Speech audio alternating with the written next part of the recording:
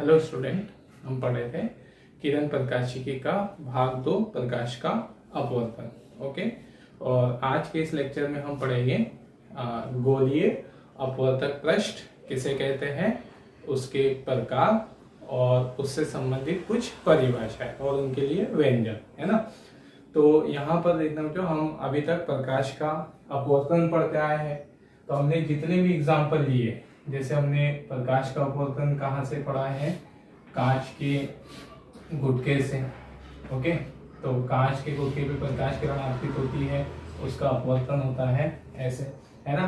फिर दूसरा एग्जाम्पल जैसे हमने ये पढ़ा है कि प्रकाश किरण वायु से चलकर कहाँ पर जा रही है, जल में जा रही है, इस तरह से, है ना।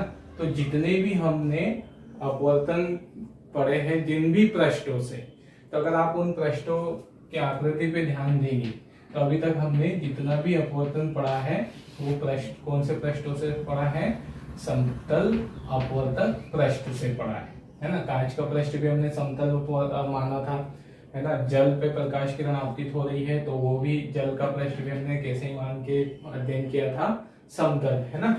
लेकिन अब हम यहाँ से जो प्रकाश का अपवर्तन पढ़ेंगे वो किससे पढ़ेंगे, गोलीय पृष्ठों से, ठीक है। तो इस तरह से यहाँ पर गोलीय अपवर्तक पृष्ठ किसे कहेंगे, है ना।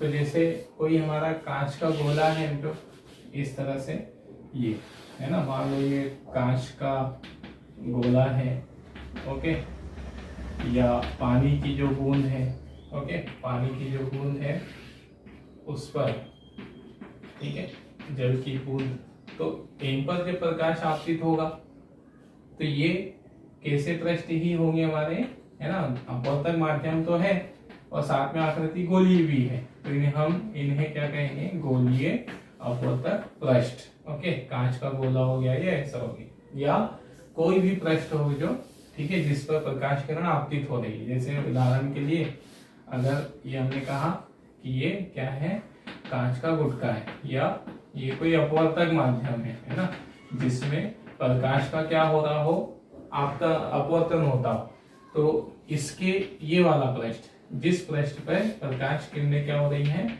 आपतित हो रही है, तो इस पृष्ठ की आकृति अगर इस तरह से हो जाए तो इसको ही हम क्या बोल देंगे, यही पृष्ठ को अगर, है ना, हम क्या कर देंगे, गोलीय अपवर्तक पृष्ठ। तो कोई बड़ी परिभाषा या कोई बड़ी कॉन्सेप्ट नहीं है, मतलब सिंपल सा है, जिस पृष्ठ में प्रकाश किरण आपतित हो रही हो अगर वो आकृति में गोलाकार हो तो उसे हम क्या कह देते हैं, गोलीय अपवर्तक पृष्ठ, है ना।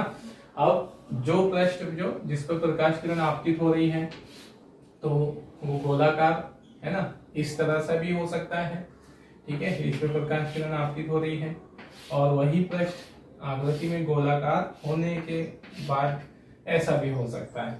तो गोलीय पृष्ठ जिस पर प्रकाश किरण आपतित हो रही है उसकी आकृति इस प्रकार की भी हो सकती है और ऐसी भी हो सकती है, ठीक है। मतलब वो पृष्ठ बाहर की ओर उभरा हुआ होगा, मतलब जिस गोलीय पृष्ठ पर प्रकाश किरण आपतित हो रही है अगर उसका उभार बाहर की ओर हो, बाहर की ओर उभरा हुआ हो, ओके, ये इस प्रकार से, तो इसको हम क्या कहते हैं, इसे हम कहते हैं उत्तल अपवर्तक पृष्ठ या उत्तल गोलीय अपवर्तक पृष्ठ। ओके, फिर इसी तरह से अगर जिस पृष्ठ में प्रकाश किरण आपतित हो रही है वो अंदर की ओर दबा हुआ, धंसा हुआ, तो उसे हम कहते हैं अवतल गोलीय पृष्ठ, ठीक है। तो दो प्रकार हमको समझ में आ गए, क्या होगा, उत्तल अपवर्तक पृष्ठ अगर जिस पृष्ठ में प्रकाश किरण आपतित हो रही हो बाहर की ओर उभरा हुआ हो, निकला हुआ हो तो उत्तल, और अंदर की ओर धंसा हुआ हो तो उसे हम क्या कहते हैं, अवतल अपवर्तक पृष्ठ। ओके, अब उससे संबंधित कुछ परिभाषाएं, है ना। तो यहाँ पर हमें थोड़ा सा अलग से ऐसे चित्र बना दें, ठीक है। तो ये हमारा क्या है, गोलीय अपवर्तक पृष्ठ है। ओके, तो गोलीय अपवर्तक पृष्ठ का जो मध्य बिंदु है, ठीक है, ये उसको हम क्या कहते हैं, उसका ध्रुव बोलते हैं। बिल्कुल सेम परिभाषा जो हमने दर्पण में पढ़ी थी, है ना। दर्पण का ध्रुव होता है, वक्रता त्रिज्या होती है, केंद्र होता है, ऐसे, है ना। तो इसी तरह से ये हमारा अपवर्तक पृष्ठ है। ओके, अपवर्तक पृष्ठ का ठीक है, ये मध्य बिंदु क्या कहलाता है, ध्रुव कहलाता है। ओके, और नेक्स्ट यहाँ पर जिस पृष्ठ से मतलब गोलीय अपवर्तक पृष्ठ के जितने भाग से प्रकाश का अपवर्तन हो सकता है उसे हम उसका क्या कहते हैं, द्वारक कहते हैं। ओके, मतलब गोलीय पृष्ठ के जितने भाग पर प्रकाश की आपतित हो सकती है और उससे उसका अपवर्तन हो सकता है उसे हम क्या कहेंगे, उसका द्वारक। तो अपवर्तक पृष्ठ का व्यास, गोलीय अपवर्तक पृष्ठ का व्यास है ना, जिससे अपवर्तन हो रहा है, ठीक है, उसको हम क्या कहेंगे, द्वारक कहेंगे। ठीक है, जिस पर प्रकाश किरण आपतित हो रही।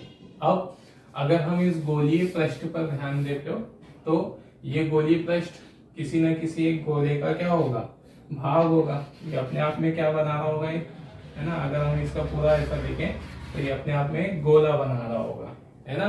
तो इस गोले का क्या होगा, कोई ना कोई केंद्र होगा। तो ये इसका गोले का जो केंद्र है ना, उसे हम क्या कहते हैं, वक्रता केंद्र। ठीक है, वक्रता केंद्र मतलब समझ में आया, इसे कहेंगे हम, है ना, वक्रता केंद्र किसे कहेंगे। ठीक है, मतलब गोलीय अपवर्तक पृष्ठ, जिस गोले का भाग है उस गोले का केंद्र ही अपवर्तक पृष्ठ का क्या कहलाएगा, वक्रता केंद्र कहलाएगा। फिर इसी तरह से जो, ठीक है, गोलीय पृष्ठ, गोलीय पृष्ठ जिस गोले का भाग होगा उस गोले की त्रिज्या क्या कहलाएगी हमारी, इस पृष्ठ की वक्रता त्रिज्या, है ना। फिर से अपवर्तक पृष्ठ जिस गोले का भाग होगा उस गोले की त्रिज्या को ही हम अपवर्तक पृष्ठ की वक्रता त्रिज्या कहेंगे। या ऐसे बोल सकते हो, गोले के पृष्ठ के वक्रता केंद्र और पृष्ठ तक, है ना, ये हमारा क्या है, पृष्ठ। तो पृष्ठ तक की जो दूरी है उसे हम कहते हैं वक्रता त्रिज्या, इसे हम r से दर्शाते हैं। ठीक है, नेक्स्ट अगली परिभाषा होती है यहाँ पर, ध्रुव और वक्रता केंद्र को मिलाने वाली जो रेखा है, इस रेखा को हम क्या कहते हैं, गोलीय अपवर्तक पृष्ठ का मुख्य अक्ष।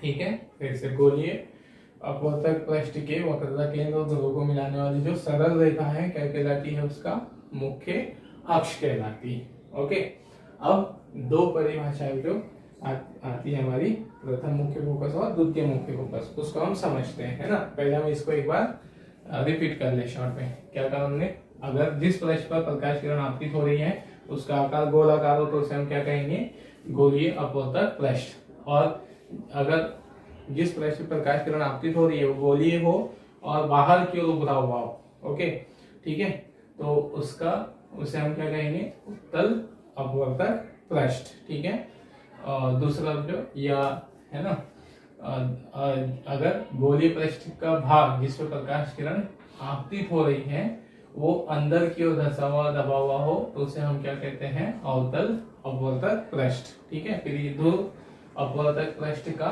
मध्य बिंदु क्या कहलाएगा, ध्रुव कहलाएगा। ठीक है, और नेक्स्ट अपवर्तक पृष्ठ जिस गोले का केंद्र होगा उस गोले का केंद्र हमारा अपवर्तक पृष्ठ का वक्रता केंद्र कहलाएगा। अपवर्तक पृष्ठ जिस गोले की भाग होगा उस गोले की त्रिज्या अपवर्तक पृष्ठ की वक्रता त्रिज्या कहलाएगी। और अपवर्तक पृष्ठ है ना, ये वाला अपवर्तक पृष्ठ के जितने भाग से अपवर्तन होगा उसका व्यास क्या कहलाता है। ठीक है, अपवर्तक पृष्ठ का द्वारक कहलाता है। मुख्य अक्ष वक्रता केंद्र और ध्रुव को मिलाने वाली रेखा मुख्य अक्ष कहलाती है ना। अब प्रथम फोकस और द्वितीय फोकस हम किसे कहेंगे, है ना। तो प्रथम फोकस और द्वितीय फोकस की परिभाषा और उसके लिए हम व्यंजक भी प्राप्त करेंगे।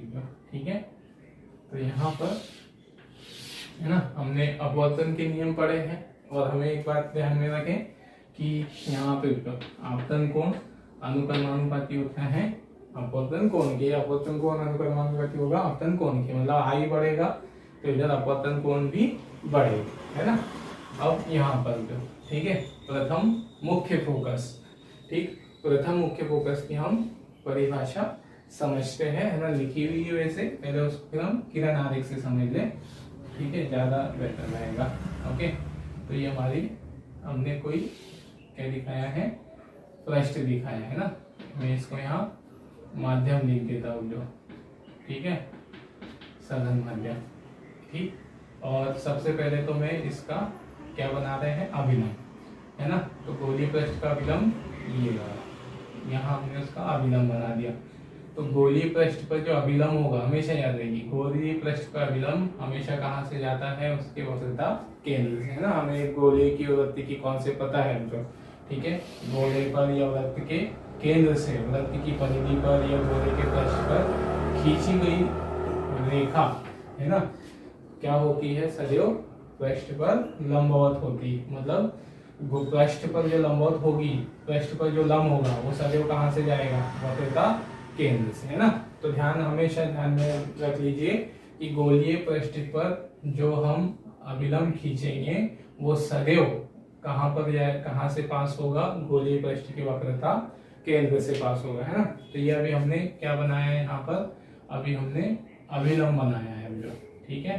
अब इसके सामने कोई वस्तु रखी है, ठीक है, इसके सामने हमने यहाँ पे एक वस्तु रख दी है, ठीक है। अब यहाँ हम एक प्रकाश किरण ले लेते हैं, ओके, है ना, जो पृष्ठ पर आपतित हो रही है वस्तु से चल के। तो ये हमारा क्या हो गया, यहाँ बनने वाला आपतन कोण, ठीक है। कोई एक विशेष कोई भी एक आपतन कोण होगा। अब प्रकाश किरण क्या होगी, है ना, मान लो ये विरल माध्यम है, तो विरल से चल के कहाँ जा रही है, सघन में। तो प्रकाश किरण को ऐसे जाना चाहिए था, लेकिन सघन माध्यम में जा रही है, तो इसका अपवर्तन होगा और ये किधर झुकेगी, अभिलंब की ओर। तो ये अभिलंब की ओर इस तरह से झुक जाएगी, ओके। तो यहाँ पर अभिलंब और इसके बीच बनने वाला कोण ये होगा हमारा अपवर्तन कोण, ठीक है। तो यहाँ जाके वस्तु का प्रतिबिंब ऐसा कुछ बन जाएगा, है ना। अभी हम प्रतिबिंब इस पे ध्यान अभी नहीं दे रहे। तो अब इसके बाद हम क्या करें कि हम प्रकाश किरण को, है ना, और आपतन कोण को बढ़ाते हुए चले, ठीक है। आपतन कोण को बढ़ाते चले, इधर कौन बढ़ेगा, आर बढ़ेगा, चलिए, है ना। हम उसको दूसरे किरण से समझते हैं, ठीक है, ओके। दूसरा किरण आरेख ले लेंगे यहाँ पे, जिसमें हम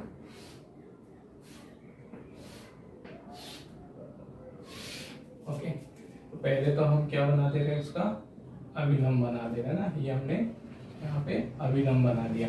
अब हम वस्तु को पास में ला रहे हैं, ठीक है। वस्तु पहले स्थिति 1 पे रखी थी, है ना। अब हम उसको स्थिति 2 पर रख रहे हैं, ठीक है। इस तरह से यहाँ पे पास में रख रहे हैं इसकी तुलना में। अब यहाँ से प्रकाश किरण चल रही है ना, पृष्ठ पर आपतित हुई। इस बार किसका मान बढ़ गया, आपतन कोण का, है ना। हमने क्या किया, प्रकाश किरण को यहाँ, वस्तु को यहाँ ला लिया, है ना। ऐसे में अगर हम ये वस्तु को यहाँ रख देते मान, तो आपतित किरण ये होती, है ना, ये होती, तो आपतन कोण क्या होता, बड़ा होता। मतलब वस्तु क्या हो जाएगी, पास में आएगी किसके, वस्तु पास में आएगी पृष्ठ के, तो आपतन कोण का मान क्या होता चलेगा, बढ़ता चलेगा, है ना। यहाँ पर चलो ये वाले को हम में नीचे वाले इसमें, तो हमने वस्तु को कहाँ लेकर आए, पास में। तो ये वाला आपतन कोण, है ना, ठीक है, ये वाला कोण बड़ा होगा, ठीक है। अब ये कोण बड़ा होगा तो उसके लिए कोण भी बड़ा होगा, आर भी बड़ा होगा। तो आर बड़ा होने के लिए प्रकाश किरण को ऊपर उठना पड़ेगा। तो ये प्रकाश किरण पहले, है ना, कहाँ जा रही थी, इस तरह से पहले यहाँ आपतित हुई, अब उससे थोड़ा सा दूर जाकर आपतित होगी, ऐसे, है ना। क्यों, क्योंकि इस बार आर का मान क्या हो गया, अधिक हो रहा है, ओके। ये वाला, ये R1 बोल दो, इसको R2। तो इस स्थिति में हमने I को बढ़ाया, है ना, मतलब I वस्तु को पास में लाए से, तो I बढ़ गया, है ना। यह प्रकाश किरण नीचे और झुक गई, ऐसे नीचे झुक गई, अपवर्तित किरण उधर से ऊपर उठेगी, है ना। तो I बढ़ गया, तो उधर कोण भी बढ़ गया, R2 भी बढ़ गया, ओके। अब एक और स्थिति में ले ले इसको, है ना। अब हम ऐसे करते करते क्या होता चलेगा, ठीक है। अब हमने यहाँ पहले तो अभिलंब बना दो, ये हमारा अभिलंब। अब हमने वस्तु को और पास में लाया किसी बिंदु को, ठीक है, ओके। फिर यहाँ से प्रकाश किरण आपतित हुई, ये तीसरी स्थिति पे बोल दो वस्तु को, ओके। प्रकाश किरण आपतित हुई, I का मान और क्या हो गया, है ना, आई का मान और बढ़ गया इसकी तुलना में, ओके, मतलब I2 के तुलना में I3 और बड़ा होगा, तो ये जो किरण है ये कहाँ जाएगी, और दूरी पर जाएगी, तो इस तरह से तो ये और ऐसे जाएगी, है ना, इस प्रकार, ठीक है। अब अगर हम इसको और बढ़ा दें, ओके, हम आपतन कोण को और बढ़ा दें तो क्या हो जाएगा, वस्तु को और पास में लेकर आ जाए, ये अभिलंब बना दिया हमने, वस्तु को हमने यहाँ लेकर आ गए, ठीक है, बहुत ही पास में, ठीक।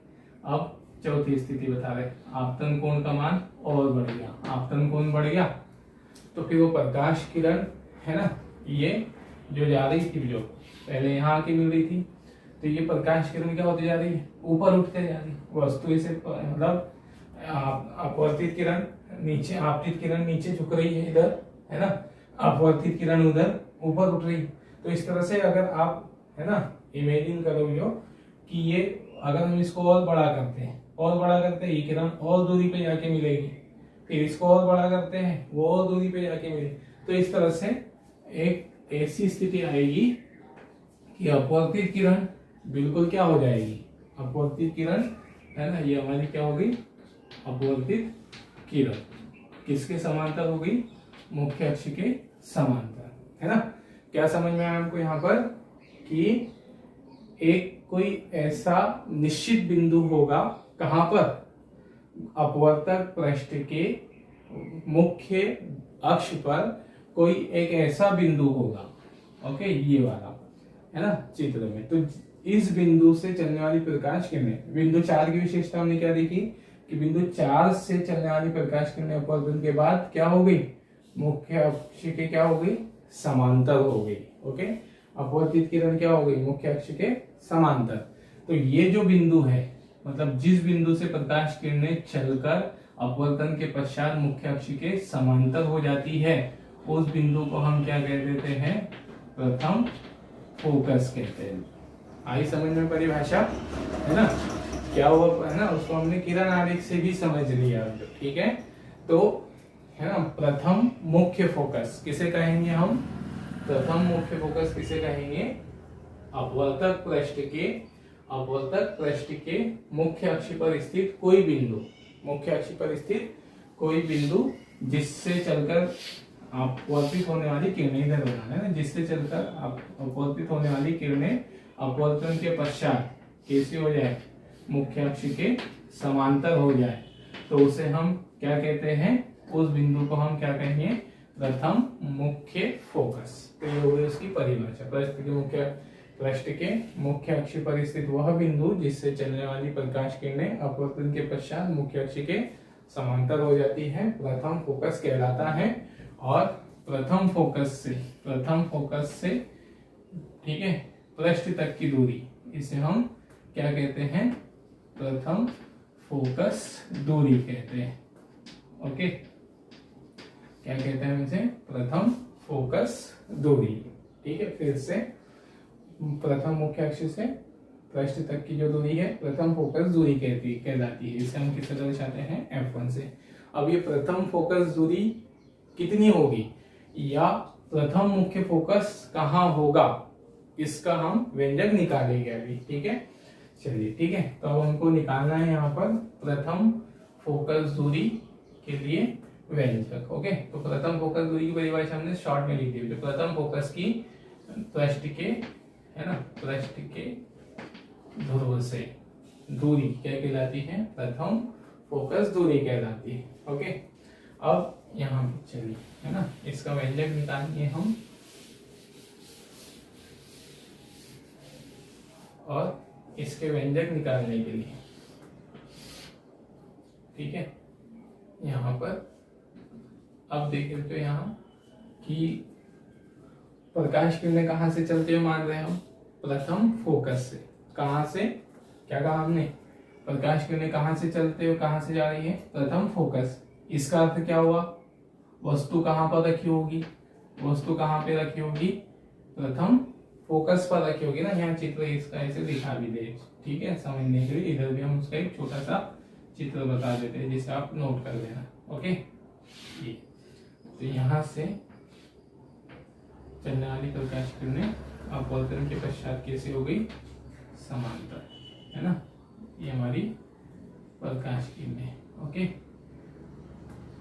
तो अब ये हो गया प्रथम फोकस, यहाँ से यहाँ तक की जो दूरी है प्रथम फोकस दूरी, ओके। तो हमें ये निकालना। अब सबसे पहले जो प्रकाश किरणें कहाँ से जा रही है, प्रथम फोकस से। तो प्रथम फोकस से जा रही है, इसका मतलब वस्तु कहाँ रखी होगी, फोकस पर। तो ये किसकी दूरी होगी, वस्तु भी कहाँ रखी है, फोकस पर।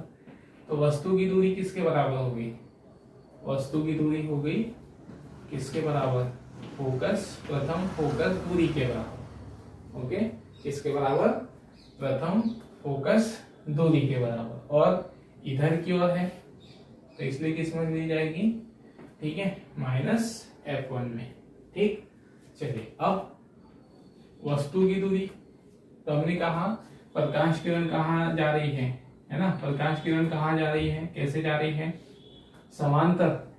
तो समांतर किरणों को कहाँ जाते हुए, कहाँ जाकर मिलते हुए मानते हैं हम, समांतर किरणें सदैव याद रखो, समांतर किरणें कहाँ जाके मिलेगी, तो हम कहेंगे अनंत पर।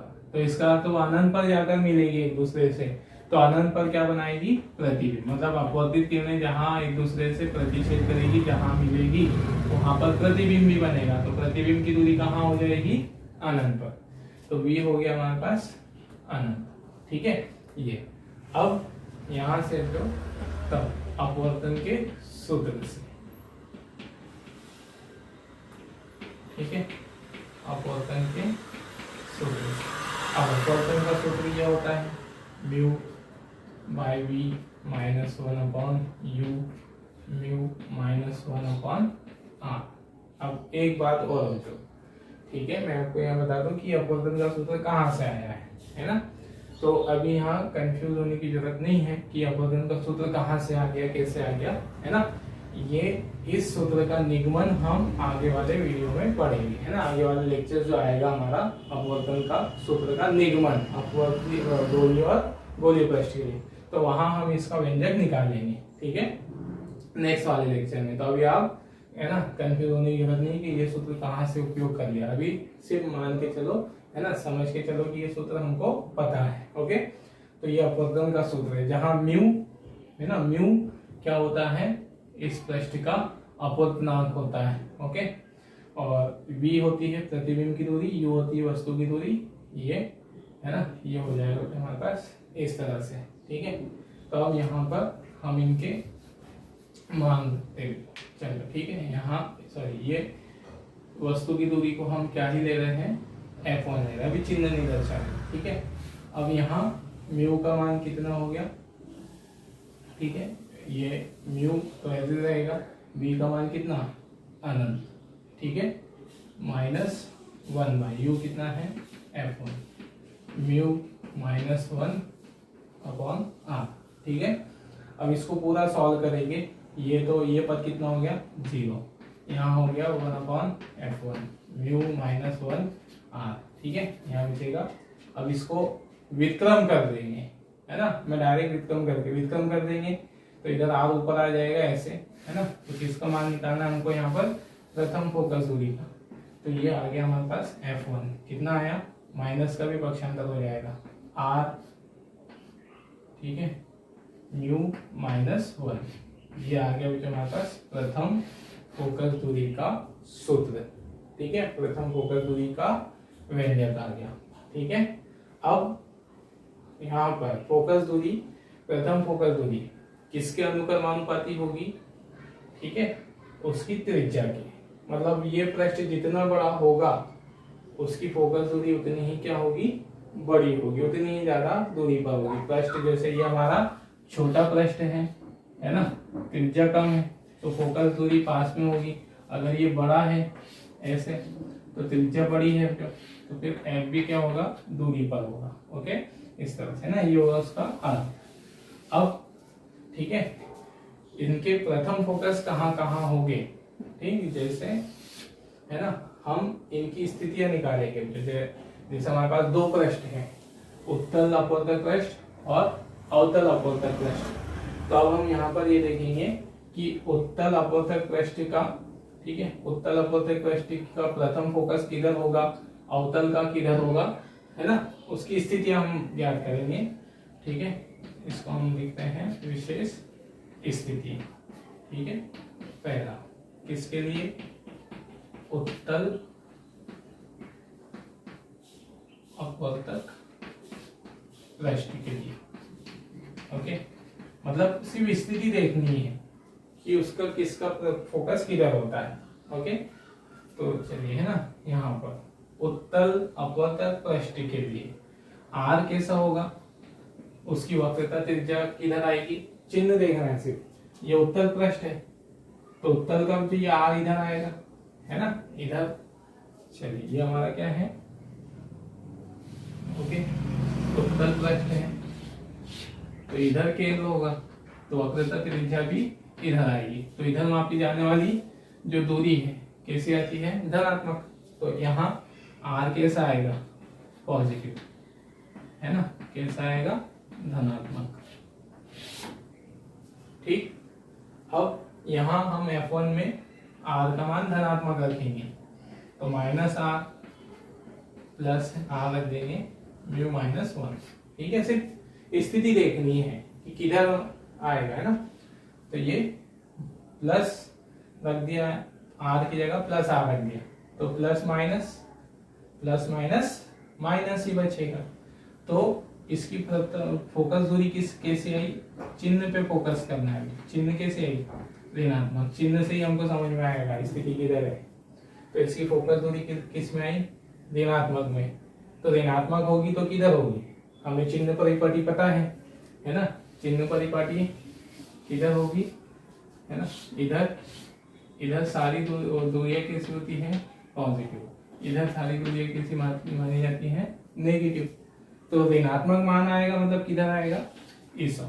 ओके, तो इसका प्रथम फोकस, ओके, गोलीय पृष्ठिका उत्तल पृष्ठिका प्रथम फोकस किधर आएगा, क्या समझना है इससे, इसका प्रथम फोकस किधर होगा, जिधर से प्रकाश आपतित हो रहा है। ओके, उत्तल अपवर्तक पृष्ठ का प्रथम फोकस किधर होगा, जिधर से प्रथम, है ना, जिधर से प्रकाश आपतित हो रहा है। ओके, ये ठीक है ना। अब नेक्स्ट किसके लिए चेक कर रहे हैं हम, अवतल के लिए। ओके, तो अवतल अपवर्तक पृष्ठ के लिए। ठीक है, तो उत्तर अपवर्तक पृष्ठ के लिए आर कैसा आएगा। ठीक है, चलो सिर्फ इसको अवतल पृष्ठ लिख देता हूँ फिर जगह के लिए, अवतल पृष्ठ के लिए। ठीक है, तो अवतल पृष्ठ का आर किधर आएगा, ये हमारा अवतल पृष्ठ इधर है ना, ये वाला। तो इसका केंद्र इधर। ओके, तो वक्रता त्रिज्या भी इधर आएगी, इसमें आएगी माइनस में, है ना। तो आर क्या लिखेंगे हम यहाँ, माइनस आर। क्या चिन्ह है, ऋणात्मक। सिर्फ चिन्ह रख रहे हैं, ऋणात्मक धनात्मक। ठीक है, इस प्रकार। ओके, तो फिर F1 का मान कितना आ जाएगा, F1 माइनस आर और यहाँ माइनस आर, म्यू माइनस 1। तो ये माइनस और ये माइनस प्लस, क्या आ जाएगा, चिन्ह, है ना। क्या लिखेंगे हम यहाँ पे, धनात्मक। ओके, है ना, यहाँ लिख दो, एक स्टेप और बढ़ा दो F1, ये माइनस माइनस प्लस, तो आर कैसा आया, इसका माइनस आया, सॉरी क्या आया, धनात्मक आया। F1 कैसा आया, धनात्मक। अब F1 धनात्मक, तो धनात्मक होने के लिए किधर आना पड़ेगा F1 को, इस ओर। ठीक है, तो अवतल पृष्ठिका प्रथम फोकस किधर होता है, अवतल पृष्ठिका प्रथम फोकस आपतित प्रकाश की दिशा में, और इसका आपतित प्रकाश की विपरीत दिशा में होता है ना। ये रहेगा जो प्रथम फोकस और द्वितीय फोकस का व्यंजक। ओके, और प्रथम फोकस की दूरी के लिए व्यंजक और उनकी स्थितियां, है ना। अब द्वितीय फोकस, ठीक है, तो द्वितीय फोकस हम किसे कहेंगे कि, ठीक है, इस प्रकार, है ना। समझने के लिए हम यहाँ पर अवतल वाले का चित्र ही बना रहे, तो ठीक है। कुछ किरणें इस पर कैसे आपतित होगी, मुख्य अक्ष के समांतर आपतित होगी, जो जैसे हमने मान लिया ये क्या है इसका अक्ष, तो मुख्य अक्ष है ना, मुख्य अक्ष के समांतर आपतित होने वाली किरणें, पृष्ठ के मुख्य अक्ष के समांतर आपतित होने वाली किरणें अपवर्तन के पश्चात, ठीक है, सॉरी, अपवर्तन के पश्चात जिस बिंदु पर मिलेगी उसे हम क्या कहेंगे, उसे हम द्वितीय फोकस कहते हैं, है ना। क्या हुई परिभाषा, ठीक है। इस प्रकार से जो है ना, जैसे सिंपल सा जो यहाँ प्रकाश किरणें क्या होगी कि जब वो कहाँ जाएगी, जैसे मान लो वायु से चलकर आ रही है ना, वायु से चलकर आ रही है ऐसे। अब ठीक, इसका हमने क्या बनाया, वक्रता केंद्र, ठीक है। अब प्रकाश किरणें इस पर अभिलंब क्यों झुकेगी, तो इस तरह से यहाँ पर, ठीक है। तो अपवर्तन के पश्चात समांतर चलने वाली किरणें जिस बिंदु पर आकर मिल जाए, दोनों पृष्ठों के लिए जो, ठीक है, अवतल के लिए भी या उत्तल के लिए। अवतल के लिए कैसा चित्र बनेगा, किरण आरेख, ये अवतल है ना, तो अवतल पर समांतर आपतित हो रही है इस तरह, तो इस पर अभिलंब किधर आएगा, इसका अभिलंब यहाँ है, ठीक है, ये है ना, केंद्र इधर आएगा इसका, तो ये अभिलंब हुआ। तो प्रकाश किरणें क्या होगी, ठीक है, कहाँ पर गई, सघन माध्यम में, तो सघन माध्यम में गई मिरर से, तो किसकी ओर झुकेगी, अभिलंब की ओर, तो अभिलंब की ओर झुकेगी तो इधर मुड़ेगी, इधर, मतलब पहले किधर मुड़ रही थी, है ना, उत्तल में किधर की ओर मुड़ेगी, मुख्य अक्ष की ओर, और अवतल में किधर मुड़ेगी, मुख्य अक्ष से दूर की ओर, मतलब अभिलंब पर ध्यान देना। तो इसका अभिलंब इधर बनाया, ये अभिलंब है, तो प्रकाश किरणें किधर मुड़ेगी, तो हम कहेंगे मुख्य अक्ष से दूर होते जाएगी अपवर्तन के पश्चात, ओके। तो इनको पीछे बढ़ाने पे ये यहाँ पे, ये हमें यहाँ से आती प्रतीत होगी, तो ये मुख्य अक्ष के समांतर आने वाली प्रकाश किरणें अपवर्तन के पश्चात जिस बिंदु पर मिलती है या जिस बिंदु से आती हुई प्रतीत होती है, मतलब वास्तविक रूप से जिस बिंदु पर मिलती है या आभासी रूप से जिस बिंदु पर मिलती है, उसे हम क्या कहेंगे, द्वितीय फोकस कहेंगे, ओके। हमने यहाँ परिभाषा लिखी है, जिस बिंदु पर मिलती है, तो पूरा मतलब क्या समझोगे, जिस बिंदु पर मिलती है या मिलती हुई प्रतीत होती है, ओके। तो मुख्य अक्ष पर स्थित वह बिंदु, है ना, फिर से मुख्य, ठीक है, मुख्य या ऐसे कहें अपवर्तक पृष्ठ के अक्ष के समांतर आपतित होने वाली प्रकाश किरणें अपवर्तन के पश्चात मुख्य अक्ष के जिस बिंदु पर मिलती है या मिलती हुई प्रतीत होती है, उस बिंदु को हम क्या कहते हैं, पृष्ठ का द्वितीय फोकस कहते हैं। और द्वितीय फोकस से, है ना, ध्रुव तक की जो दूरी है, इसे हम क्या कहते हैं, द्वितीय फोकस कहते हैं, ओके, सॉरी, द्वितीय फोकस दूरी। और किससे दर्शाते हैं उसे, F2 से दर्शाते हैं, ओके। अब इसका व्यंजक निकालेंगे, है ना, परिभाषा लिख देना, ध्रुव से द्वितीय फोकस तक की दूरी द्वितीय फोकस दूरी कहलाएगी, F2 से दर्शाते हैं ना। अब इसका व्यंजक, तो इसके लिए हम वस्तु की दूरी देख ले पहले और प्रतिबिंब की। तो वस्तु कहाँ है, प्रकाश किरणें कहाँ से आ रही है, क्या कहा हमने, प्रकाश किरणें कैसे आ रही है, समांतर। तो समांतर प्रकाश किरणें जहां से आ रही होगी, तो ये समांतर आने वाली प्रकाश किरणें कहाँ से आती है, मानी जाती है अनंत से, मतलब अनंत से चलने वाली प्रकाश किरणें समांतर आती है, मतलब वस्तु कहाँ रखी है, यहाँ पर अनंत पर। और प्रतिबिंब कहाँ बना, प्रतिबिंब प्रकाश किरणें अपवर्तन के बाद कहाँ मिली, फोकस पर, है ना, कहाँ मिली, द्वितीय फोकस। तो द्वितीय फोकस पर प्रतिबिंब बनेगा, यहीं पर प्रतिबिंब बनेगा। तो प्रतिबिंब की दूरी भी कितनी होगी, प्रतिबिंब की दूरी v बराबर किसकी हो जाएगी, F2 के, है ना, आया समझ में। वस्तु कहाँ रखी है, अनंत से, तो अनंत से आने वाली और समांतर आ रही प्रकाश किरणें, इसका मतलब वस्तु अनंत पे रखी है तभी प्रकाश किरणें समांतर आ पाएगी। दूसरा ओके F2 ओके F2 पे मिली है, मतलब द्वितीय फोकस पे मिली है, तो वहां पर प्रतिबिंब बनेगा, तो जो प्रतिबिंब की दूरी वो द्वितीय फोकस दूरी के बराबर। अब इसके लिए भी हम अपवर्तन के सूत्र का उपयोग करेंगे, ठीक है। तब अपवर्तन के सूत्र से, ठीक है ओके, तो अपवर्तन के सूत्र से जो, ठीक है, अपवर्तन का सूत्र mu by V minus 1/u mu minus 1/r है ना। हम ये सूत्र आगे पढ़ेंगे, जो कंफ्यूज नहीं होना अभी। तो ये म्यू बाय वी है ना, म्यू और v का मान है F2, ठीक है, और u क्या है, अनंत, ठीक है, म्यू माइनस 1/r, ठीक। तो यहाँ से F2 का मान मैं डायरेक्ट लिखता हूँ, कितना आएगा ये वाला पद, चलो ऐसा एक बार रफली बता दे, जगह नहीं है बच्चों इसलिए डायरेक्ट लिखेंगे ना। F2 ये कितना हो गया, ये हो गया 0, तो इधर क्या बचा, म्यू माइनस 1/r, इसका क्या कर देंगे, व्युत्क्रम कर लेंगे, तो ये म्यू का पहले इधर गुणा कर दो, तो ये हो गया 1/F2 है ना, फिर व्युत्क्रम कर देंगे, तो व्युत्क्रम करने पर कितना आया ये, ठीक है, व्युत्क्रम करने पे कितना आया, F2 का मान आया mu r mu minus 1, okay, ये आया हमारे पास F2 का मान।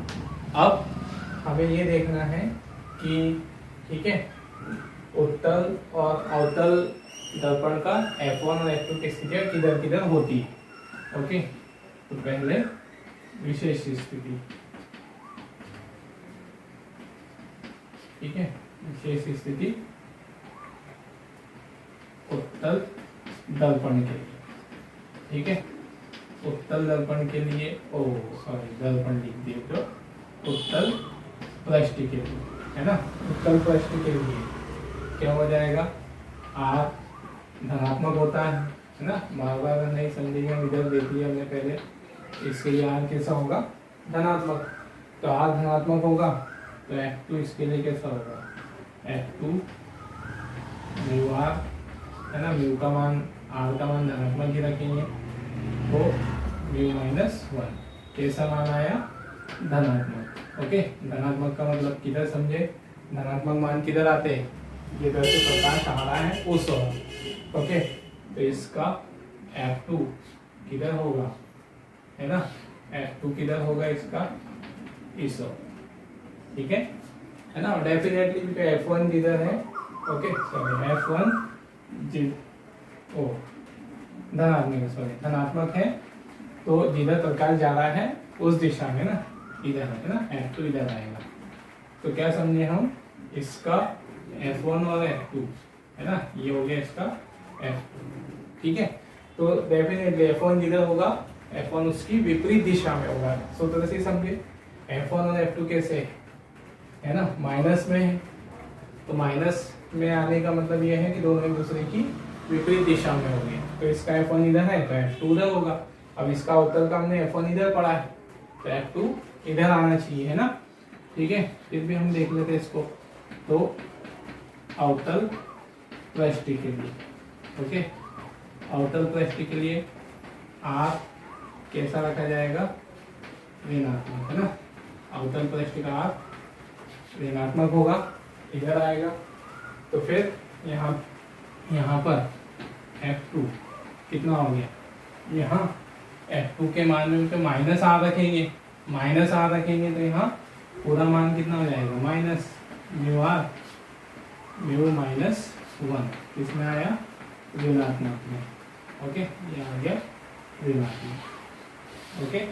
तो ऋणात्मक किधर आएगा, ऋणात्मक मान किधर होता है ना, अवतल का ऋणात्मक इधर आएगा, ओके, ये, ओके। तो ये रहा जो उनके फोकस दूरी और फोकस दूरियों में संबंध। अगर हम दोनों की फोकस दूरी की तुलना करें F1 और F2 की, है ना, तो F1 और F2 की तुलना करें, तो F2 को अगर हम डिवाइड कर रहे हैं F1 से, ओके, ये मान को इससे डिवाइड करें, तो आर म्यू माइनस 1 ये सब कॉमन है, इधर से क्या बच जाएगा, डिवाइड करके आप समझ सकते हो जो 11 ही, इसलिए यहाँ मैं डायरेक्ट बता रहा हूँ। तो यहाँ बचेगा माइनस म्यू, तो इसका अर्थ हुआ F2 म्यू टाइम्स ज़्यादा है किससे, F1 से, मतलब F2 द्वितीय फोकल दूरी हमेशा अधिक रहेगी, है ना, द्वितीय फोकल दूरी हमेशा ज़्यादा होगी किससे, प्रथम फोकल दूरी से, मतलब दूसरा वाला फोकस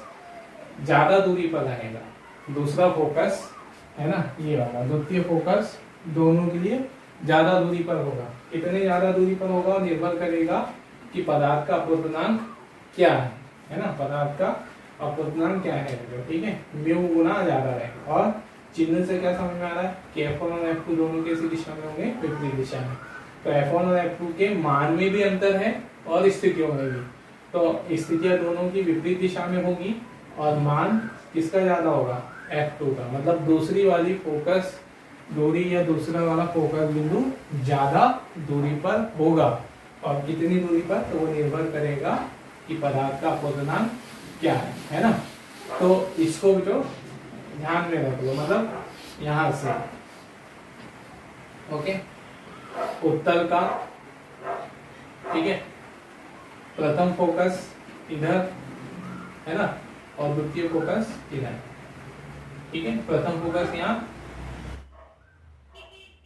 और दूसरा फोकस यहाँ, फिर अवतल का है, अवतल का F2 इधर, ठीक है, F2 इधर और F1 इधर। अब इसको कैसे याद रखें, है ना, कैसे याद रखें, थोड़ा सा कंफ्यूज लग रहा है किसका F1 किधर होगा क्या होगा, तो हमेशा याद रखो F1 किधर होगा, हमेशा F1 का मान हमेशा उत्तल वाले पृष्ठ की ओर होगा, F1 का मान उभरे हुए भाग की ओर होगा, हमेशा उभरा हुआ भाग, याद रखने के लिए बता रहा हूँ ये बात, F1 का मान हमेशा उभरे हुए भाग की ओर रहेगा, F1 हमेशा उभरे भाग की ओर, जैसे ये उत्तर है तो उभरा हुआ इधर है ना, उभार की ओर बोल दो, ये उभार है तो F1 इधर, इसमें उभार किधर है, इसमें अंदर है ना, उभार अंदर है इसमें, तो F1 इधर की ओर होगा। ये सिर्फ अपने याद रखने के लिए बोला हमको, ठीक है, तो ओके, तो आप इससे याद रख सकते हो किसका F1 किधर और किसका F2 किधर होगा, ओके, प्रथम फोकस किसके लिए कहाँ होगा, द्वितीय फोकस किसके लिए कहाँ रहेगा, है ना। तो ये था उसका हमारा अवतल अपवर्तक पृष्ठ और अपवर्तक पृष्ठ से संबंधित कुछ परिभाषाएं और फोकस दूरियों में संबंध, है ना। फिर इसके बाद जो हमारा वीडियो आएगा जो, उसमें हम पढ़ेंगे अपवर्तन के सूत्रों का निगमन, है ना, जिसमें हमने आज इसका उपयोग किया है सूत्र का। अब निगमन कैसे होगा ये हम नेक्स्ट लेक्चर में पढ़ेंगे, है ना, जो कि इम्पोर्टेंट रहेगा। चलिए इसको नोट करें।